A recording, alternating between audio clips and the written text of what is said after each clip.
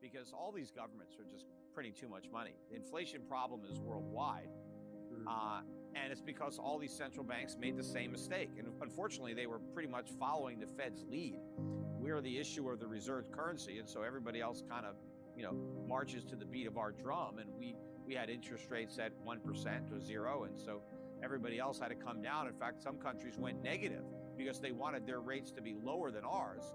Well, when our rates are 0, how do you get below 0? So they actually went into uncharted territory in the twilight zone of negative rates, as irrational as that is. But that was only because we were at 0. That's why they had to go negative. They wanted to have easy money in relation to a U.S. Well, the U.S., we went to 0. So we kind of corrupted the monetary policy of the entire world. But I think the world is going to reject the dollar. It's already happening. I mean, in fact, with the sanctions that have been imposed on Russia and the example that we've sent to the world, I already think, the Chinese and a lot of other players are just not liking that and really wanting to take away some of America's power. And the source of that power is the reserve status of the dollar. And we lose that, and it's a whole new ballgame here. Because America's ability to live beyond its means is a function of the dollar's reserve status.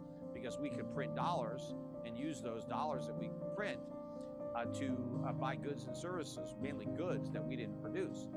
It's kind of like these guys that issue cryptocurrencies out of thin air, right? That FTX token cost Bankman-Fried nothing to create. He could just issuing them and have this huge value. Well, we do the same thing with the dollar. It costs us nothing. We create them out of thin air, and then everybody assigns a value to them. There's no question that gold is going to reemerge as the monetary unit of choice for the world. I mean, it's not an accident that gold was money for 5,000 years. It's been money for so long because it works. But governments, didn't like the gold standard because if they wanted to spend money, they needed the gold. And so they needed to collect it through taxes because they didn't have gold. The private sector had gold. And so if the government wanted gold to pay for some spending program, they had to take it from the people.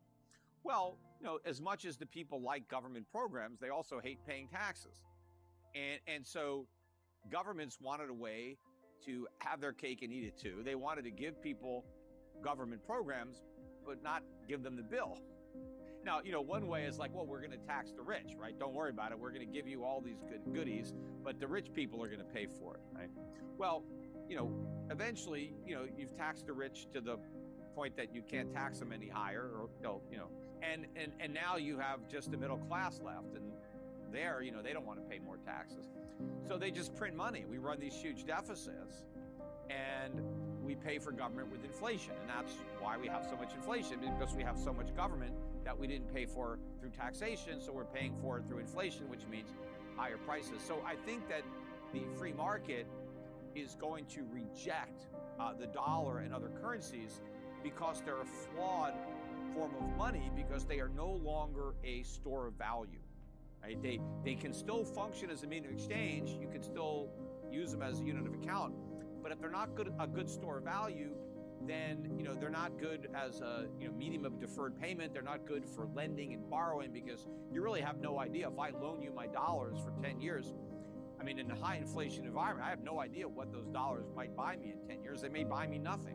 So when the public starts to lose confidence in the value of the dollar, what are they going to use as an alternative? Well, they could use gold. Now, the inconvenience of using gold is, well, I've got a bar of gold, or I got a gold coin. I mean, one gold coin, how am I gonna buy things with it? I mean, how am I gonna just, exchange it?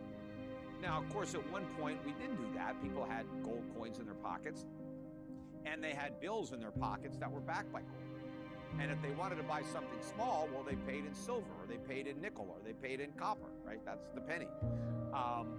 But today, because of the technology that we have now, that we didn't have in the past when we were using gold as money, because we have the internet, because we have blockchain, we can tokenize the ownership of gold and issue digital currency backed by gold instead of paper currency backed by gold that can circulate as a medium of exchange very efficiently so that people can make big ticket purchases with gold. I could buy a car and pay in gold, or I could buy a pack of chewing gum and pay in gold, because you could break gold down into a fraction of a gram, and then I can send that fraction of a gram around the world for a fraction of a cent.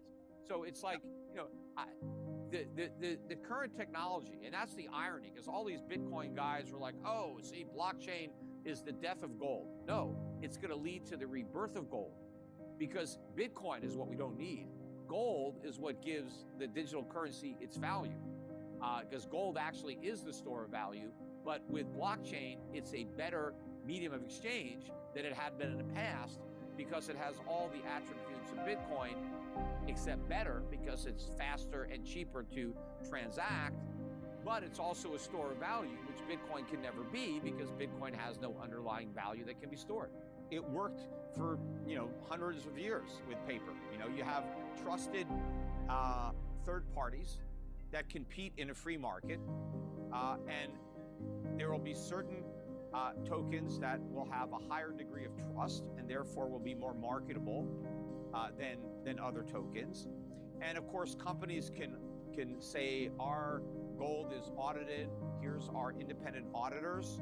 We have insurance. We've paid, let's say, Lloyd's of London to insure our gold. So even if it gets stolen, Lloyd's has, we've bought an insurance policy. And then, of course, if Lloyd's is insuring the gold, then you have another set of eyes that's going to make sure that it's secure. Otherwise, they won't write the insurance policy. You can store it with a company like Brinks, right? Brinks has been storing precious metals for over 150 years. They've never lost an ounce. That seems like a pretty good track record. So look, trusting third parties is what everybody does in capitalism. I mean, if you have life insurance, you've trusted a third party to pay the claim, when you die. The same thing with fire insurance or auto insurance. All insurance requires a third party to pay in the event that whatever you insured against happens. That doesn't stop people from buying insurance because they have to trust a third party. They just make sure when they buy insurance, they buy it from a third party they can trust. And what do these insurance companies do to preserve that trust? Well, that trust is value. That's their brand. That is their goodwill of their company that they want to preserve. And so it's fine. The idea that says, hey, we can't use gold as money because we need to trust a third party is nonsense. We've always been trusting third parties, and it's worked. The only time it doesn't work is when the third party is a government. That's when they screwed us, because when we trusted the government, like when we trusted the United States government, because the government had the gold and they said, hey, here's our notes, they're backed by gold. What did Nixon do? Nixon devalued twice, although Roosevelt devalued first. He took the gold, the dollar, and said, hey, it was worth, gold was at $20 an ounce, and now it's 35. So now you need $35 to buy an ounce of gold. Before you needed 20. But then Nixon says, well, he devalued it from 35 to like 40 and then 42. But then he said, you know what? I'm defaulting. We're not giving you any gold for your paper. So the U.S. government screwed everybody. The private sector doesn't have a history of doing that. It's government. So that's why I'm saying that I think it's the private sector that is going to lead the world back to a gold standard, not governments. Governments don't have any vested interest to want to do this, but the public does. Right? Just like, did the post office have a vested interest in Federal Express? No, but the free market did. Taxi cabs didn't want Ubers, but now they're here, right? Yeah. Why are they there? Because the government provided, oligopolies, with, these taxi cabs. They were overcharging people, so that was a window. The post office is a monopoly, overcharge people. The government has a monopoly on money, and we're being overcharged through inflation to use government money. So the private sector comes up with an alternative. But, Bitcoin won't work as an alternative, but gold will, based on the same principles, utilizing, blockchain and the internet.